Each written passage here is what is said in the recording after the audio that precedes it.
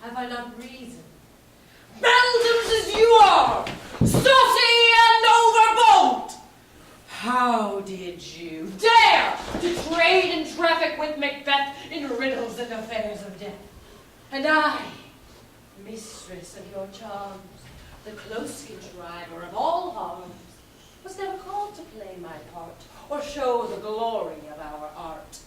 And which is worse, all you have done has been but for a wayward son, spiteful and wrathful, who, as others do, loves for his own ends, not for you. But make amends now. Get you gone! And at the pit of Acheron, meet me in the morning. Thither he will come to know his destiny. Your vessels and your spells behind, your charms, and everything beside, eyeing for the air. This night I'll spend unto a dismal and a fatal end. Great business must be wrought therein. Upon the corner of the moon there hangs a faithless drop profound. I'll catch it ere it come to ground, and that, distilled by magic sleights, shall raise such artificial sprites as by the strength of their illusion shall draw him on to his confusion. He shall spurn fate, scorn death, and hold his hopes above wisdom, grace, and fear. And you all know, security is mortal's chiefest enemy. Paging Dr. Porter, paging Dr. Hackett Porter, code yellow. Hark! I'm called. My little spirit sea sits in a foggy cloud and stays for me. Paging Dr. Porter, code yellow. I come. I come. With all speed I may. Come, let's make haste. She'll soon be back again. Yet whilst she moves through the foggy air, let's to the cave and our diet shall prepare.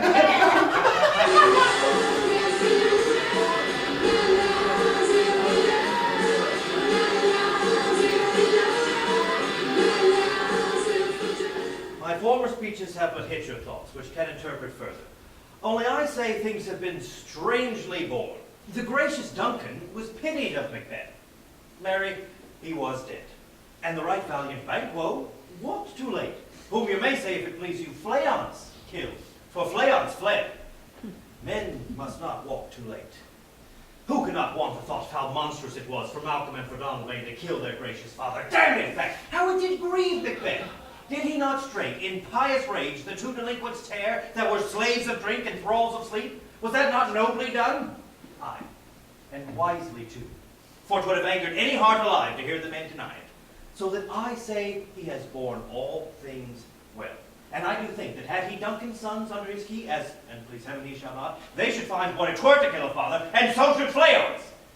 But peace.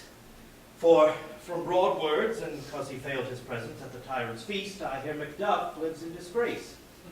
Sir, can you tell me where he bestows himself? Son of Duncan, from whom this tyrant holds the due of birth, lives in the English court, and has received most pious Edward with such grace, from levels of fortune nothing takes from his high respect. Thither, Macduff has gone to pray the holy king upon his aid, to wake Northumberland a warlike Seward, that by the help of these, with him above to ratify the work, we may give again to our tables meat, sleep to our nights, free from our feasts and banquets bloody knives, do faithful homage and receive free honors, all which we pine for now. And this report has so exasperated the king that he prepares for some attempt of war. Sent he to Macduff? He did. With absolute "Sir, not I," the cloudy messenger turns me his back and clogs, as who should say, "You'll rue the time that clogs me with this answer." And that well might advise him to a caution, to hold what distance his wisdom can provide. Some holy angel fly to the court of England and unfold his message ere he come, that a swift blessing may soon return to this, our suffering country under a hand accursed. I'll send my prayers with them.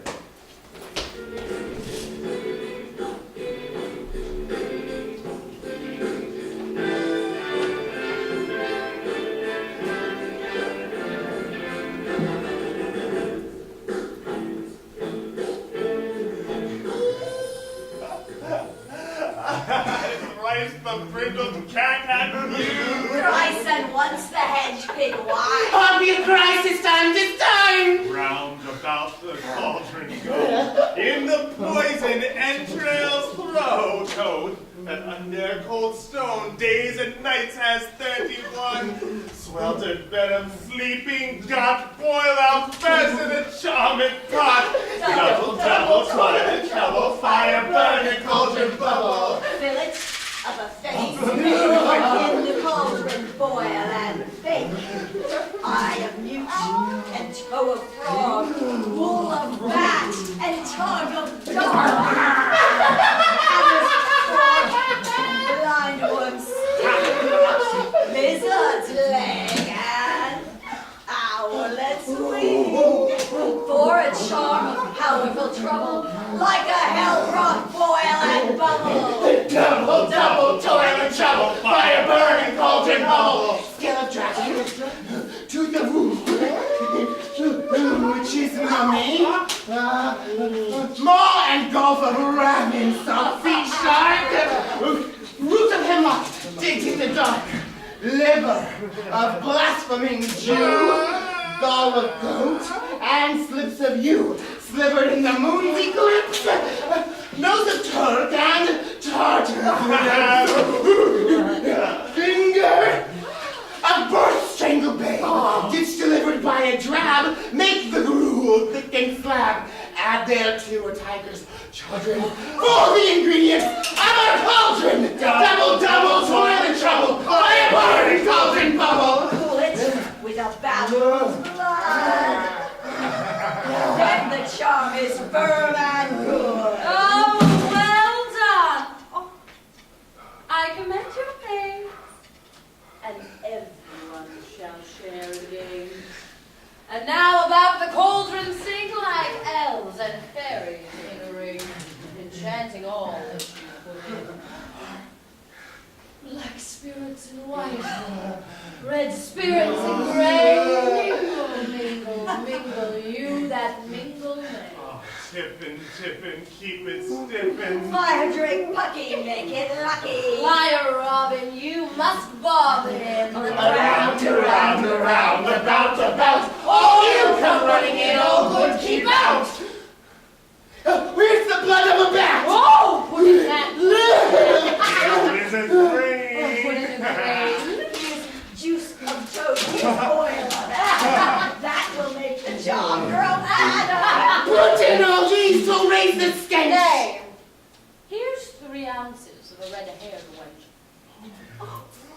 Around, around, around, about, all you come running in, all good, keep out. By the pricking of my thumb, something wicked this way comes. Open locks, whoever knocks. Paula! Secret light at midnight hangs. What is to do? A deed. A deed without a name. I conjure you, by that which you profess to know, however you come to know it. Answer me to what I ask you, though you may untie the winds, and let them fight against the churches, though yeasty waves may confound and swallow navigation up, though castles topple on their warders' heads, though palaces and pyramids do slope their heads to their foundations, though the treasure of nature's germs tumble all together, even till destruction sicken. Answer me to what I ask you. With answer. Sayest thou striving hear it from our mouths or from our masters? Call him, let me see. Or in Sal's blood that hath eaten her 9th arrow. Release that sweating from the murderer's gibbet, throw into the flames. Come high or low, thyself in office deftly show. Tell me, thou unknown power. We know thy thought. Hear our speech, but say thou not. Macbeth! Beware Macduff! Beware the fate of fight! Dismiss me enough! Whatever thou art, for thy good caution, thanks, thou hast halved my fear aright. He will not be commanded. Here's another, more potent than the first. Macbeth! Macbeth! Bloody bold and resolute, Not to scorn the power of man. Oh, no, Born shall harm Macbeth.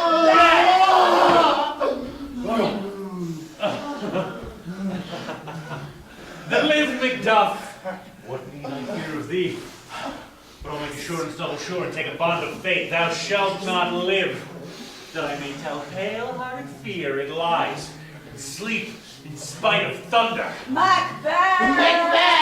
Macbeth, the lion mettle proud and take no care, who chafes, who frets, or where conspirers are. Macbeth Shall never vanquish thee until great Burnham wood, great Burnham wood, great Burnham wood, do I contain he'll come against him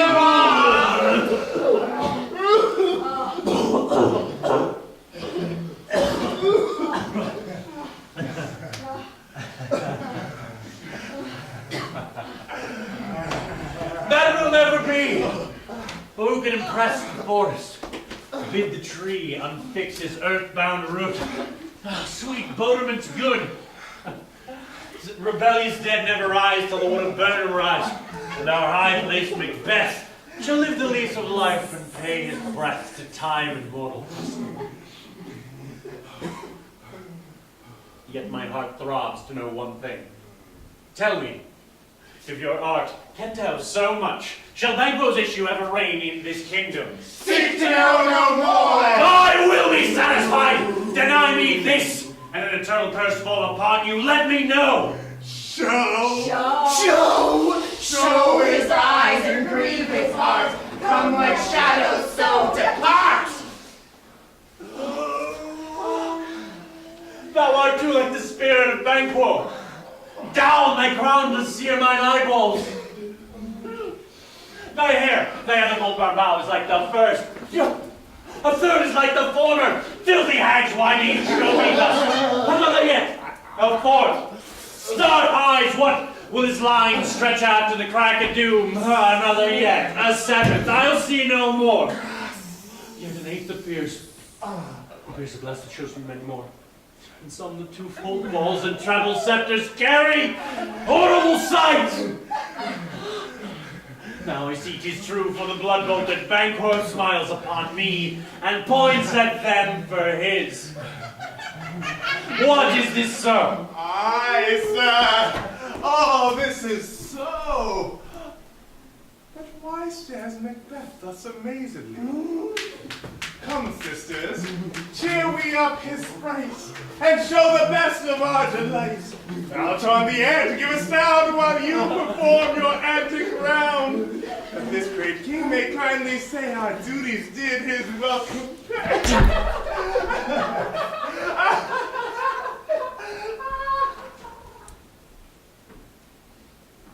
Where are they?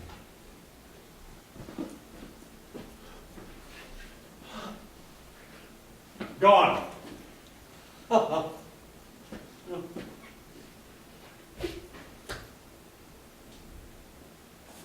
Let this pernicious hour stand I accursed in the calendar.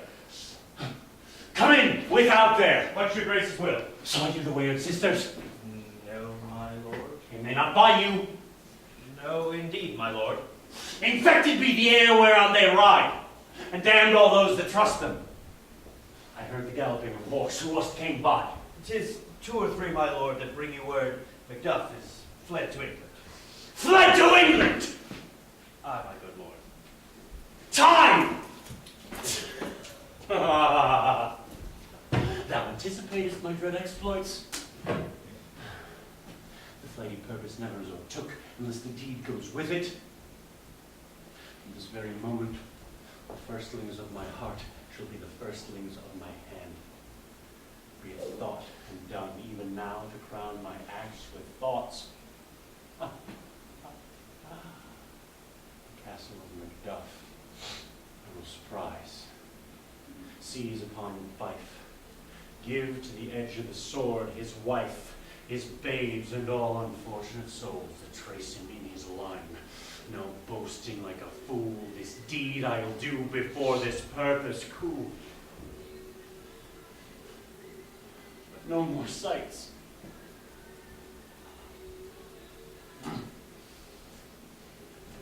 Where are these gentlemen? Come, bring me where they are.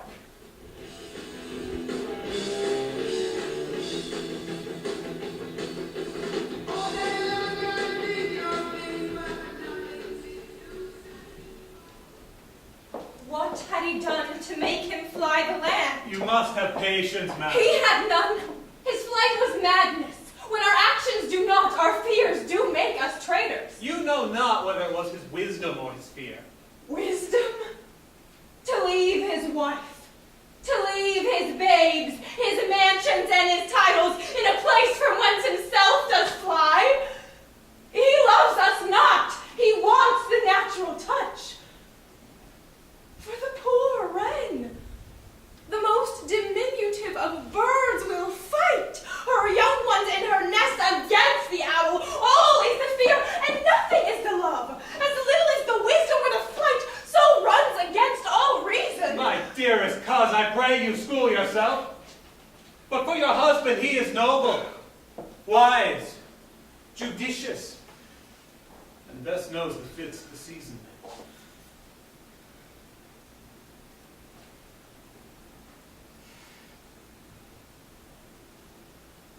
I dare not speak much further. But cruel are the times when we are traitors and do not know ourselves. When we hold rumor from what we fear, yet know not what we fear, but float upon a wild and violent sea each way. Enough.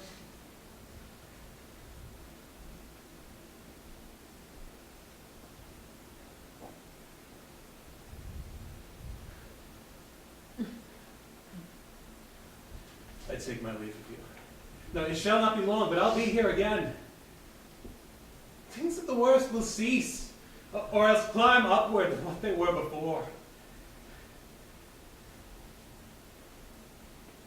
My pretty cousin, blessing upon you.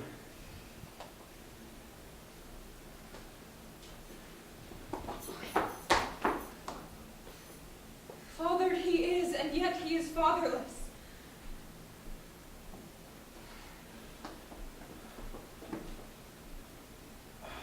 I am so much a fool. Should I stay longer, it would be my disgrace and your discomfort.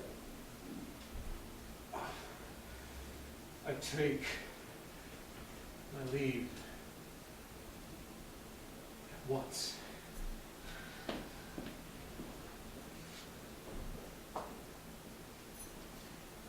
Sarah, your father is dead. And what will you do now? How will you live? As birds do, Mother. What with worms and flies? With what I get, I mean, and so do they. Poor bird, thou'st never fear the net nor lime, the pitfall nor the gin. Why should I, Mother? Poor birds, they are not set for. My father's not dead, for all your sake. Yes, he is dead. And how wilt thou do for a father? Nay, how will you do for a husband? Why, I can buy me 20 at any market. Then you'll buy them to sell again. Thou speakst with all thy wit, and yet in faith with wit enough for thee.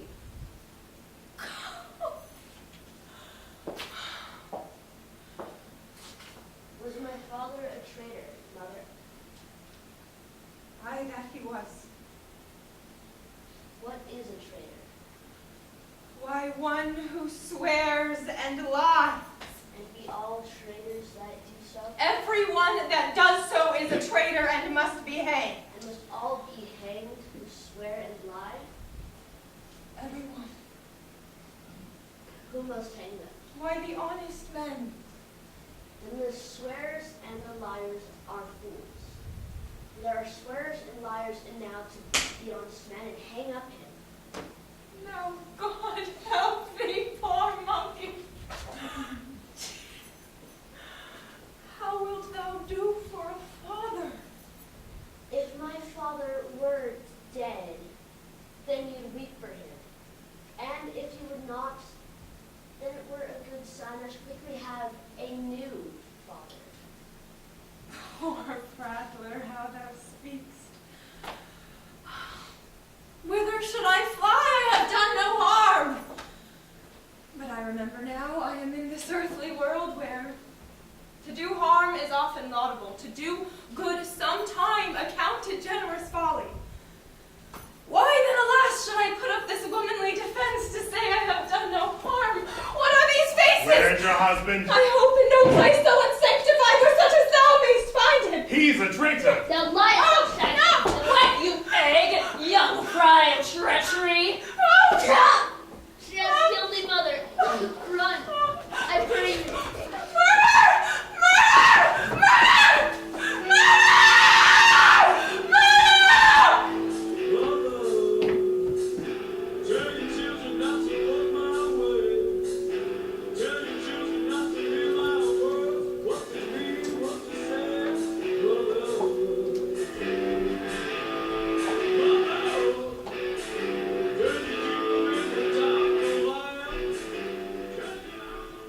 Let us seek out some desolate shade, and there weep our sad bosoms empty. Let us rather hold fast the mortal sword, and like good men bestride our downfall and birthdom. Each new mourn, new widows howl, new orphans cry, new sorrows strike heaven on the face, that it resounds as if it felt with Scotland, and yelled out like syllable of dolor. What I believe I'll wail, what no, believe, and what I can redress, as I shall find the time to friend, I will. What you have spoke, it may be so, perchance.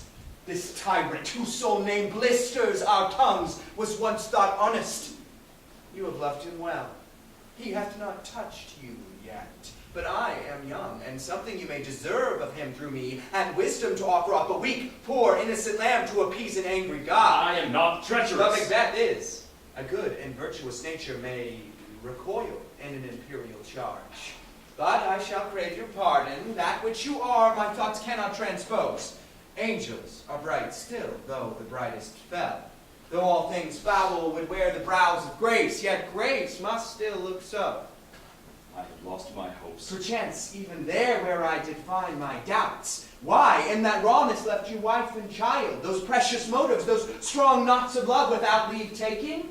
I pray you, let not my jealousies be your dishonors, but mine own safeties. You may be rightly just, whatever I shall think. Bleed. Bleed, poor country.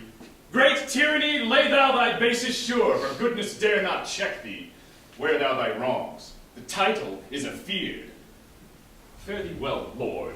I would not be the villain that thou thinkst, for the whole space that's in the tyrant's grasp, and the rich east to boot. Be not offended, I speak not as an absolute fear of you. I think our country sinks beneath the yoke. It weeps, it bleeds, and each new day a gash is added to her wounds. I think withal there would be hands uplifted at my right, and here from gracious England have I offer of goodly thousands. But for all this, when I shall tread upon the tyrant's head, or wear it on my sword, yet my poor country shall have more vices than it had before, more suffer, more sundry ways than ever by him that shall succeed. What should he be? It is myself, I mean, in whom I know all the particulars of vice so grafted, that when they shall be opened, black Macbeth will seem as pure as snow, and the poor state esteem him as a lamb, being compared with my confineless heart. Not in the legions of horrid hell can come a devil more damned in evils to top Macbeth. I brand him bloody, luxurious, avaricious, false, deceitful, sudden, malicious, smacking of every sin that has a name, but there's no bottom, none in my voluptuousness. Your wives, your daughters, your matrons, and your maids could not fill up the cistern of my lust. And my desire, all continent impediments would o'erbear that did oppose my will. Better Macbeth than such an one to reign. Boundless intemperance in nature is a tyranny. It hath been the untimely emptying of the happy throne and fall of many kings. But fear not yet to take upon you what is yours. You may convey your pleasures in a spacious plenty, and yet seem cold. The time you may so hoodwink. We have willing dames enough. There cannot be that vulture in you to devour so many as will to greatness dedicate themselves, finding it so inclined. With this, there grows in my most ill-composed affection such a staunchless avarice that were I king, I should cut off the nobles for their lands, desire his jewels and this other's house, and my more having would be as a sauce to make me hunger more, that I should forge quarrels unjust against the good and loyal, destroying them for wealth. This avarice sticks deeper, grows with more pernicious root than summer-seeming lust, and it hath been the sword of our slain kings. Yet do not fear. Scotland hath poisons to fill up your will, of your mere own. All these are portable with other graces weighed. But I have none. The king becoming graces as justice, verity, temperance, stableness, bounty, perseverance, mercy, lowliness, devotion, patience, courage, fortitude. I have no relish of them, but abound in the division of each several crime, acting in many ways. Nay, had I power, I should pour the sweet milk of concord into hell, uproar the universal peace, confound all unity on earth. Oh, Scotland. Scotland! If such a one be fit to govern, speak. I am as I have spoken. Fit to govern? No, not to live. O nation miserable, with an untitled tyrant bloody sceptred, when shalt thou see thy wholesome days again, since that the truest issue of thy throne, by his own interdiction, stands accursed, and does blaspheme his breed? Thy royal father was a most sainted king. The queen that bore thee, oftener upon her knees than on her feet, died every day she lived. Fare thee well. These evils thou repeatest upon thyself hath banished me from Scotland. Oh, my breast, thy hope ends here. Macduff, this noble passion, child of integrity, hath from my soul wiped the black scruples, reconciled my thoughts to thy good truth and honor.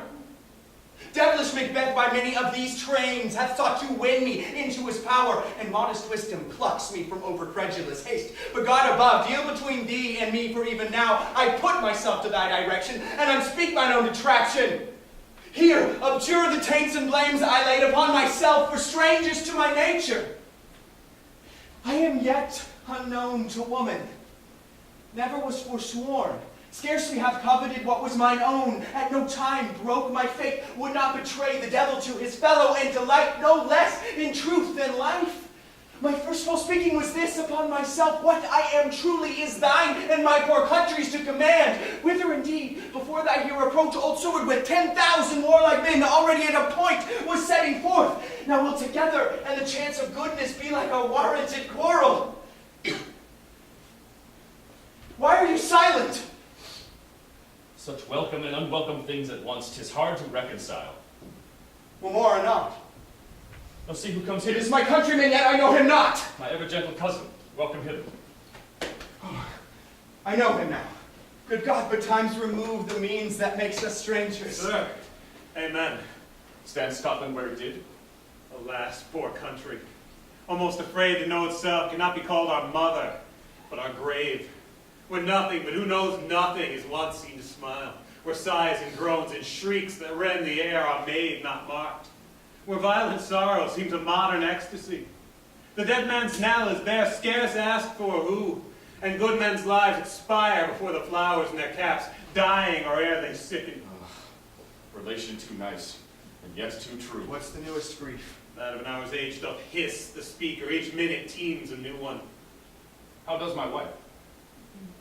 Why, well, And all my children? well too. The tyrant has not battered at their peace.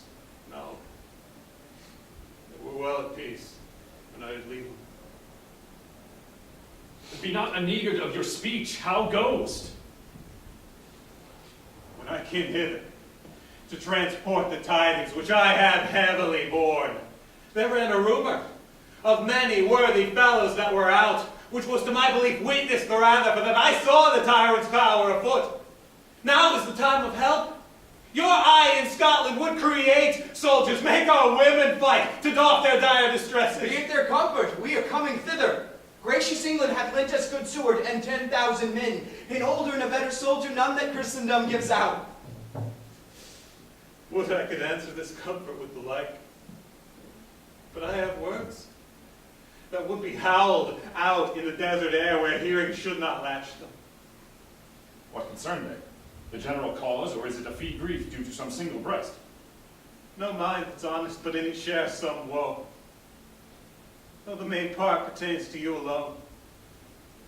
If it be mine, keep it not from me. Quickly let me have it. Let not your ears despise my tongue forever, which shall possess them with the heaviest sound that ever yet they heard. I guess that. Your castle is surprised. Your wife and babes savagely slaughtered. To relate the manner were on the quarry of these murdered deer to add the death of you. Merciful heaven! What then? There, pull your hat upon your brows. Give sorrow words. The grief that does not speak whispers the o'erfraught heart and bids it break. My children too? Wife, children, servants, all that could be found. And I was be from thence. My wife killed too. I have said. Be comforted. Let's make us medicines of our great revenge to cure this deadly grief. He has no children. All my fordoing. Did you say all? Oh, hell, guide all! All my pretty chickens and their dam in one fell swoop. Dispute it like a man. I shall do so. I must also feel it as a man. Can it but remember such things were that were most precious to me? Did heaven look on and would not take their part? Simple Macduff. They were all struck for thee. Not that I am. Not for their own demerits, but for mine, held slaughter on their swords. Heaven rest them now. Be this the whetstone of your sword. Let grief convert to anger. Blunt not the heart, enrage it. Oh, I can play the woman with mine eyes or the braggart with my tongue. But gentle heavens, cut short all intermission. Front to front bring thou this fiend of Scotland and myself. Within my sword's length set him. If he escape, heaven forgive him too. This tune goes manly. Come, go into the king. Our power is ready. Our lack is nothing but our lead. Macbeth is right before shaking, and the powers above put on their instruments. Perceive what cheer you may. The night is long that never finds the day.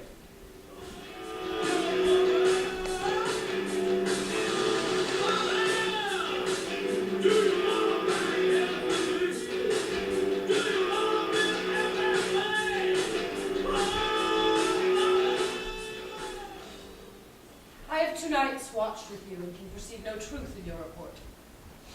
When was it she last walked? Since His Majesty went into the field, I have seen her rise from her bed, throw her nightgown upon her, unlock her closet, take forth paper, fold it, write upon it, read it, afterwards seal it, and return again to bed, all this while in a most fast sleep. A great perturbation in nature to receive at once the benefits of sleep and do the effects of watching. Besides her walking and other actual performances, what at any time have you heard her say? That, madam, which I will not report after her. You made to me, and 'tis most meet you should. Neither to you nor anyone, having no witness to confirm my speech. Lo you, here she comes. This is her very guise, and upon my life fast asleep. Observe her, stand close. How came she by that light? Why, it stood by her. She has light by her continually, 'tis her command. What is it she does now? Look how she rubs her hands. It is an accustomed action with her to seem thus washing her hands. I've known her continue in this a quarter of an hour. Yet here's the spot! Hark, she speaks. I will set down what comes from her to satisfy my remembrance. The more Out, damn spot! Out, I say! 1, 2. Why, then 'tis time to do it. Hell is murky. Fie, my lord, fie! Soldier defeared. What need we fear who knows it when none can call our power to account? Yet who had so much blood in him. Do you mark that? The Thane of Fife had a wife. Where is she now? What? Will these hands never be clean? No more of that, my lord. No more of that. You mar all with this tarting. Go to, go to. You have known what you should not. She has spoke what she should not, I am sure of it. Heaven knows what she has known. Here's the smell of the blood still. All the perfumes of Arabia will not sweeten this little hand. Oh! Oh! Oh! The sigh is there. The heart is sorely charmed. I would not have such a heart in my bosom for the dignity of the whole body. Well, well, well. Pray God it be, madam. This disease is beyond my practice. Yet I have known those which have walked in their sleeps who have died holily in their beds. Wash your hands! Put on your nightgown. Look not so pale. I tell you yet again, Banquo's buried. He cannot come out of his grave. Even so. To bed. To bed. There's knocking at the gate. Come! Come! Come! Come. Give me your hand. What's done cannot be undone. To bed. To bed.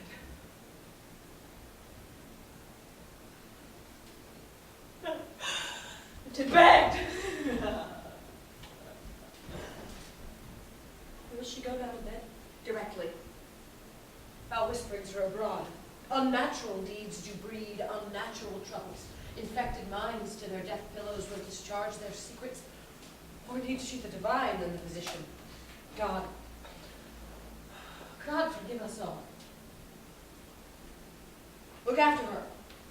Remove from her all means of annoyance and still keep eyes upon her. And so good night.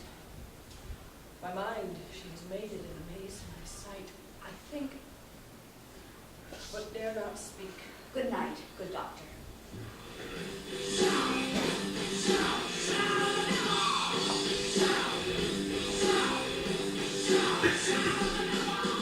The English power is near! Let them fight out for his Uncle Stewart and the good Macduff! Revenge is burning them, for their dear causes put to the bleeding, grim, alarmed sight the mortified man. Near Burnham Wood shall we well meet them.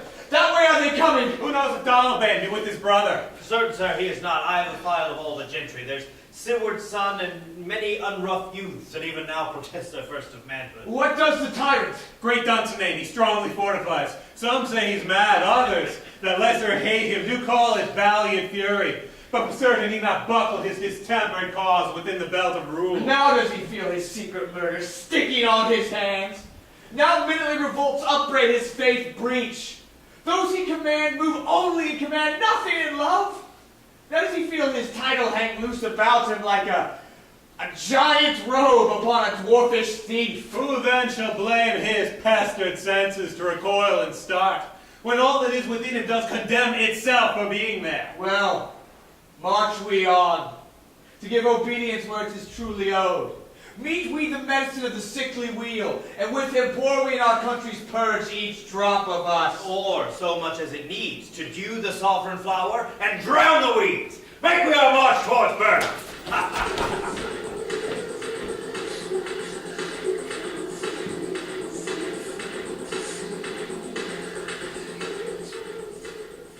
Bring me no more reports, let them fly all.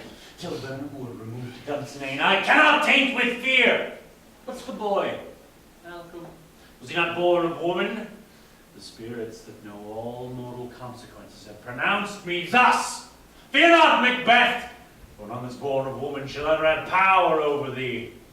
Then fly, false things, mingle with the English epicures. The mind I sway by and the heart I bear can never sag with doubt nor shake with fear. The devil damn thee black, thou cream-faced loon, where dost thou that goose look? There is 10,000. Geese, villain. Soldiers, sir. Go, prick thy face, overread thy fear, thou lily-livered boy. What soldiers, Patch? Those linen cheeks of thine are counselors to fear. What soldiers wait base? The English force, so please you. Take thy face hence. Season! I am sick at heart when I but behold. Season, I say! Huh. This push will cheer me ever or deceive me now. I have lived long enough. My way of life has fallen into the cedar, the yellow leaf, and that which should accompany old age is honor, love, obedience, troops of friends I must not look to have.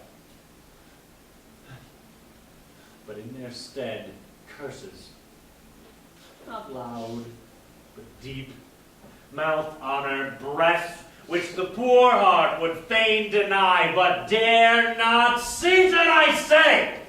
What's your gracious pleasure? What news more?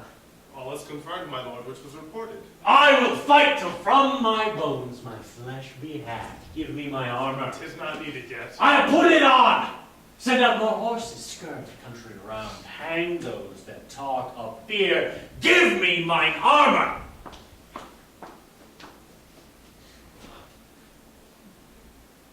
How does your patient, doctor? Not so sick, my lord, as she is troubled with thick coming fancies that keep her from her rest. Cure her of that.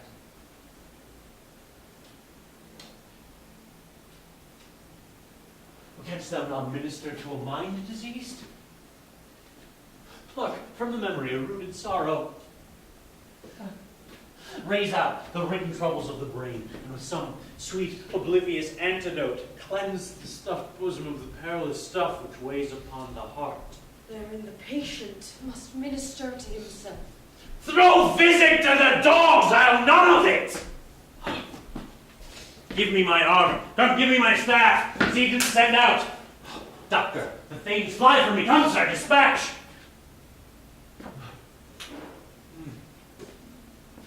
Doctor, if thou couldst, cast the water of my lamp. Find her disease, purge her to a sound and pristine health. I would applaud thee to the very echo that should applaud again. What rhubarb, steno, purgative drug would scour these English hands? Hearest thou of them? Aye, my lord. Your royal preparation makes us hear something. Bring it after me! I will not be afraid of death and bane till Vernon would become to Duncan.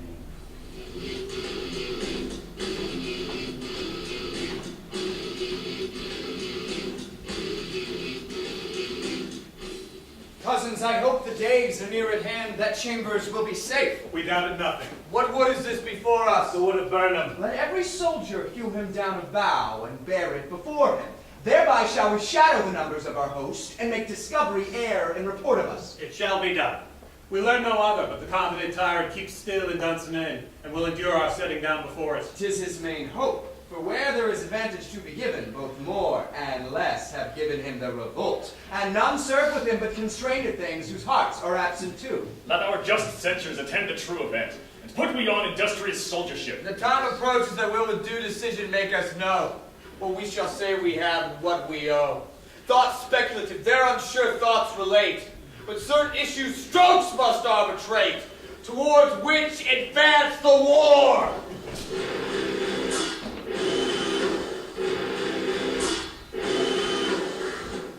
Hang out our banners on the outward walls. The cry is still, they come! Our castle strength will laugh a siege to scorn. Here, let them lie till famine and the ague eat them up. Were they not forced with those that should have been ours, we might have met them dareful beard to beard and beat them backward home. What is that noise? It is the cry of women, my good lord.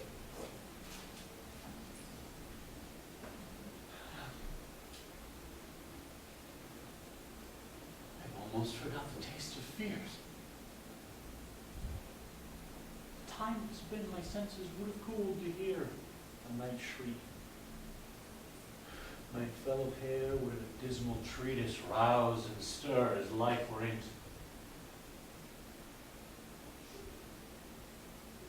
I have supped full of horrors, direness, familiar to my slaughterous thoughts, cannot once start me. Wherefore was that cry? The queen, my lord, is dead.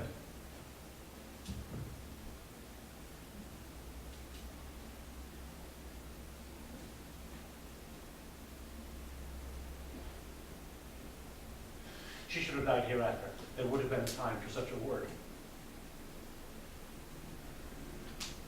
Tomorrow. And tomorrow. And tomorrow creeps in his petty pace from day to day to the last syllable of recorded time. And all our yesterdays have lighted fools the way to dusty death. Out. Out brief again. Life's but a walking shadow. A poor player that struts and frets his hour upon the stage and then is heard no more. It is a tale told by an idiot, full of sound and fury.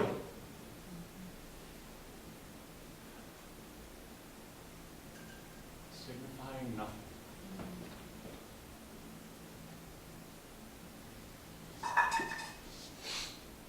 Comes to use thy tongue, thy story quickly. Gracious my lord, I should report that which I see I saw, but know not how to do so. Well, say, sir. As I did stand my watch upon the hill, I looked toward Burnham, and anon methought the wood began to move. Liar and slave! Let me endure your wrath, if it be not so. Within this 3 mile, you see it coming, I say, a moving grove.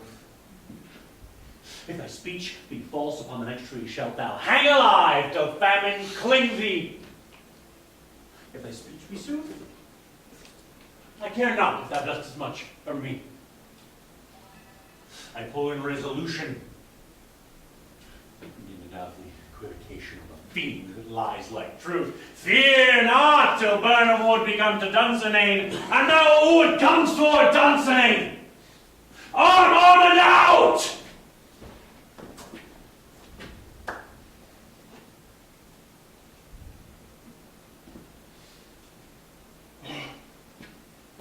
If that which he vouches does appear, there is no flying hence, nor tarrying here.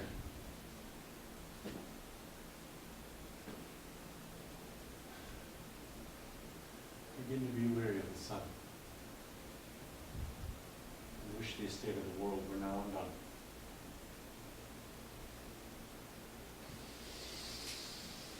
Ring the alarm bell! Blow wind, come rack, at least we'll die with harness on our back. They have tied me to a stake, I cannot fly, but bear-like, I must fight the course. Who's he that's not born of woman? Such a one am I to fear, or none. That way the noise is.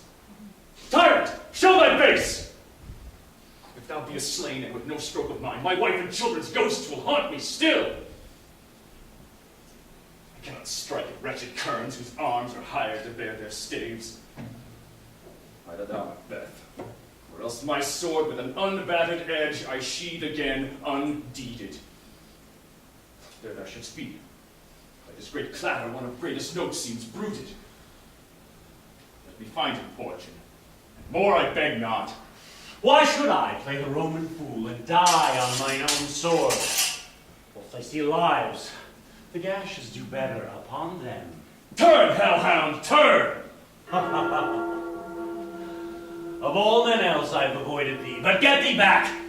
My soul is too much charged with blood of thine already. I have no words. My voice is in my sword, thou bloodier villain, the terms can give thee out.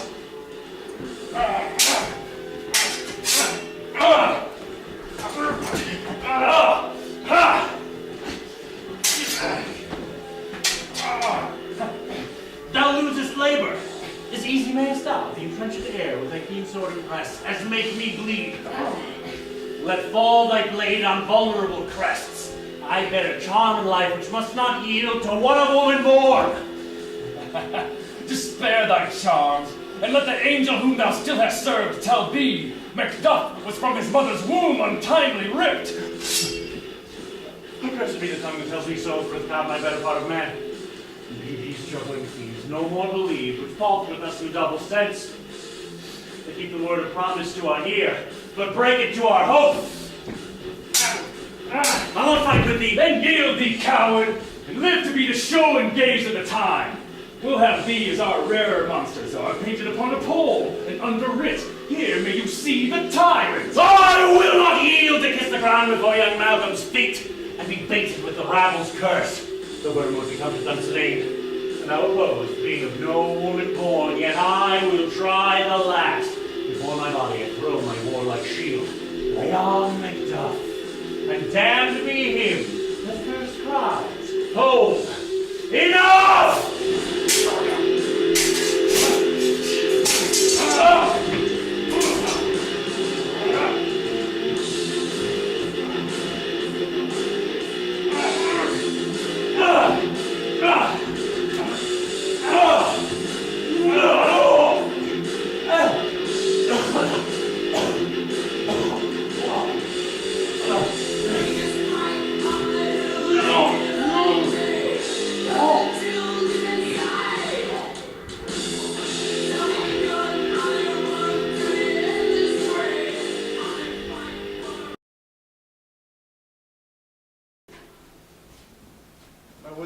We missed were safe arrived. Some must go off. Yet by these I see so great a day as this is cheaply bought. Macduff is missing, and so is Nell is Nold. Hail, King, for so thou art. Behold where stands the usurper's cursed head. The time is free.